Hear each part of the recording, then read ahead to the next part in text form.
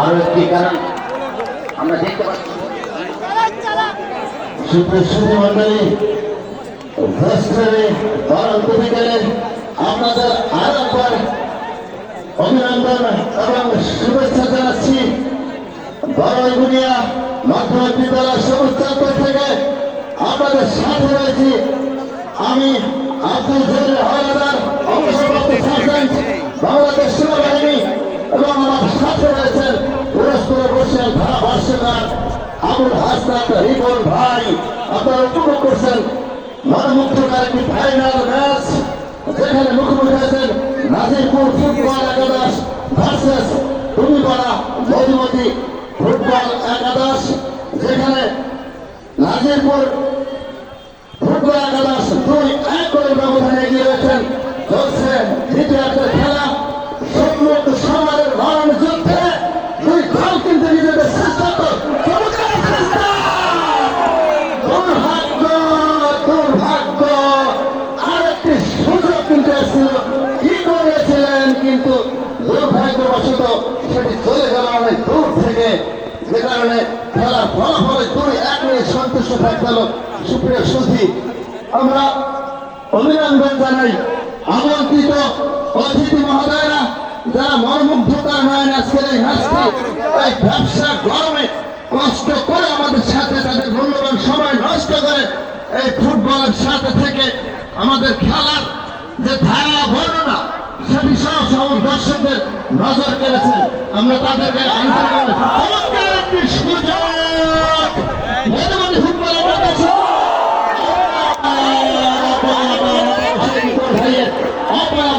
বল ফিরে আসে, কিন্তু দুর্ভাগ্য পরিণামে আমাদের অভিজ্ঞতা যদি বলে অপরাবারে চেক লাগে, কিন্তু তারা এটি হারার পালা দেখা যাচ্ছে এমনটি ঘটে কিনা, অথবা উল্টো হতে পারে। ইতিহাস কিন্তু বদলায়, ইতিহাস কিন্তু সবসময় ঠিক হয় না, অনেক সময় ইতিহাস বদলে নতুন ইতিহাস তৈরি করে, তেমনটি হতে পারে। কোন ছেলেতে কিন্তু সহকারী জুয়েল রানা পতাকা উত্তোলন অর্থাৎ অফসাইড,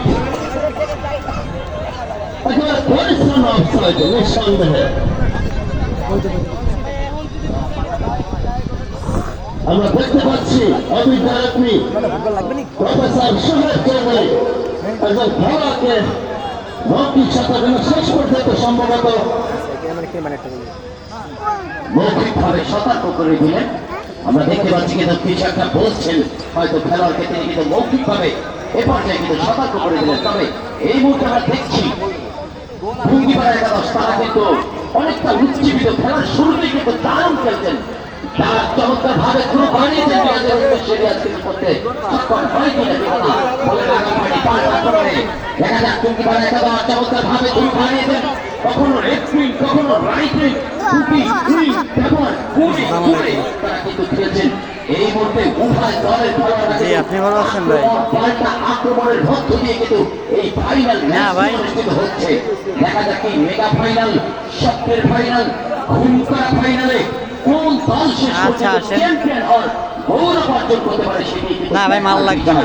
তবে এখন পর্যন্ত যতটুকু খেলা অতিবাহিত হয়েছে তাহলে কিন্তু নাজিরপুর ফুটবল একাডেমি দুই পক্ষান্তরে টুঙ্গিপাড়া একাদশ তারা কিন্তু কখনো কিন্তু নিরাপদ নয়, যে কোনো সময় খেলার মনকে ঘুরে যেতে পারে। এই ম্যাচকে ঘিরে নতুন কোনো গল্প, নতুন কোনো তথ্য রচিত হয় কিনা সেটি দেখতে হলে আরো কিছুক্ষণ চোখ রাখতে হবে বড়গুনিয়া মাধ্যমিক বিদ্যালয় মাঠ প্রাঙ্গণে এই সবুজ চত্বরে। আমরা দেখতে হলে আর অল্প কিছুক্ষণ চোখ রাখতে হবে, তারপরে হয়তো আমাদের কাঙ্ক্ষিত ফলাফল আমরা পেয়ে যাব। একজনকে হলুদ কার্ডটিকে সতর্ক করে দিলেন। বড়গুনিয়া মাধ্যমিক বিদ্যালয় মাঠে সাপ্তাহ সংঘ ভার্সেস বিএসসি এই গণমুক্ততার যৌথ আয়োজন। আমরা সাধুবাদ জানাই, বলতে হবে একটি অসাধারণ কিট, অসাধারণ সেট, আনবিলিভেবল সেট মোস্তফার কাছ থেকে দেখতে পেলাম। সত্যিকার অর্থে ফুটবল, এটিকে কিন্তু বলা হয় ফুটবল, এটি দেখার জন্য দর্শক একবারে অবিরাম দৃশ্যে চাতক পাখির মতো তাকিয়ে থাকে, সে কথা বলার অপেক্ষা রাখে না। রিপন ভাই, একটি মনোমুগ্ধকর ম্যাচ, ফাইনাল যাকে বলে ফাইনাল কিন্তু ফাইনালের মতো হচ্ছে। দর্শকদের ভঙ্গি, কীর্তির ঠাকুর, দর্শকদের উপস্থিতি সব কিন্তু একেবারে আমাদের পরিষ্কারভাবে জানিয়ে দেয় final match, final match. Ripon ভাই যথার্থই বলেছেন, আমরা দেখতে পাচ্ছি আক্রমণ, পাল্টা আক্রমণের মধ্য দিয়ে কিন্তু এই মুহূর্তে ম্যাচটি অনুষ্ঠিত হচ্ছে। দর্শকরাও কিন্তু মন প্রাণ ভরে কিন্তু তারা খেলা উপভোগ করছেন এবং আয়োজক কমিটি একটি সফল এবং সার্থক আয়োজন করেছে। এই হাজার হাজার দর্শকের উপস্থিতি সেটি বলে দিচ্ছে এই আয়োজনটি কতটা সফল আয়োজন, কতটা সার্থক আয়োজন। এটি অষ্টমবারের মতো এই খেলাটি অনুষ্ঠিত হচ্ছে। ঈদের পুনর্মিলনী, আমি বলবো ঈদের আনন্দকে দ্বিগুণ করে দিয়েছে এই আয়োজন। অবশ্যই সাপলা সংঘ এবং বিএসসির মনোমুগ্ধকর আয়োজনে যারা এসছেন তারা অবশ্যই অভিভূত, সেটি হোক আপ্যায়ন, সেটি বসার সুব্যবস্থা, পরিবেশ পরিস্থিতি, আপনারা একটু মিলিয়ে একেবারে একটি বড় মুগ্ধকর নয়নগরের আয়োজন, সেটি আমরা নির্দ্বিধায় বলতে পারি। দেখছেন এবং হ্যান্ডবল একবারে কাছে থেকে সোহেব চৌধুরী কিন্তু একবারে বলের কাছাকাছি থাকার চেষ্টা করেন।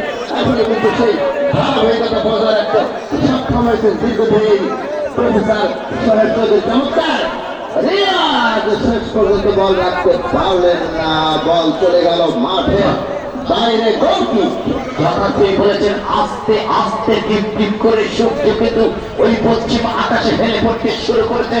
না জানি কখন রেফারির ওই লম্বা বাঁশি বেঁধে দেয়, তার আগে ঠিক নতুন কোন গল্প, নতুন কোন কাব্য রচিত হয় কিনা এই ম্যাচকে ঘিরে সেটি দেখতে হলে আর অল্প কিছু সময় হয়তো চোখ রাখতে হবে। ওই তামিল হিরোদের হিরো, আমি বলছি ওই শহীদ চৌধুরীর কথা, যিনি শক্ত হাত খেলা পরিচালনা করে থাকেন, অসাধারণ বাঁশি দিয়ে থাকেন। দেখছি সত্যি আমার চোখে দেখা একজন দুর্দান্ত একজন রেফারি শহীদ চৌধুরী এবং জুয়েল রানা এবং এসকে লিটন। তাদের যে আই কন্ট্যাক্ট